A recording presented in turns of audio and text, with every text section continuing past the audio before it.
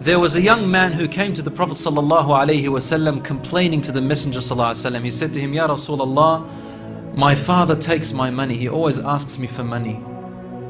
Rasul ﷺ said, well, call your father. He went to call his father. Jibreel alayhi salam came to the Prophet ﷺ in that time.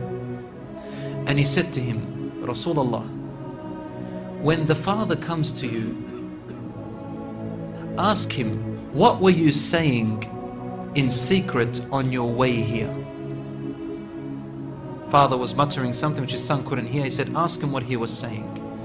When the father approached the Rasul ﷺ, asked him, is it true what your son is saying? The father said, Ya Rasulullah, if he only knew what I'm using his money for anyway. I'm using it to look after his poor auntie. She is left without anybody. Where else am I putting it? Only in places where I have to. Using it towards his family. The Prophet ﷺ said, look, I want to ask you a question. Tell me about what you were saying in secret when you were coming towards me here.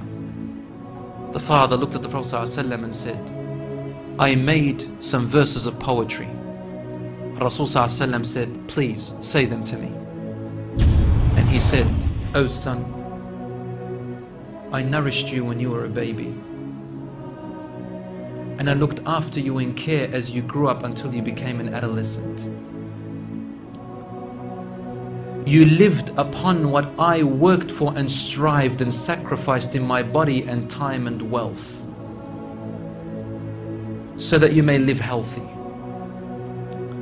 Whenever a night passed you, when you were sick or ill or coughed, I was the first to be up, carrying you and looking upon you with my heart, afraid if an atom or a little breeze would harm you in any way.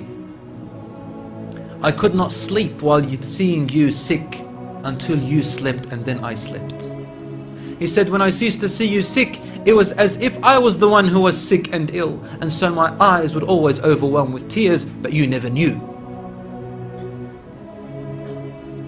And then he said, and when you finally reached the adulthood, which all my life I was anticipating and looking forward to seeing you become that. I mean, this is all he's doing, right? He's raising him, waiting for the day he's going to get married, the day when he will get his qualifications and finish, the day when he will get his skill, the day when he can stand on his feet, the day when he will rejoice, until you reach the day when I have all my life anticipated in my heart to see you reach and rejoice. You gave me a reward, and your reward was harshness and frowniness and mistreatment, as if I am the one who owes you and you owe me nothing. The way you treated me is like what a neighbor would treat his neighbor. I wish that you even gave me that. Rasul ﷺ, he looked up at the father, and the father looked at him, and the Prophet ﷺ's beard was soaked with tears.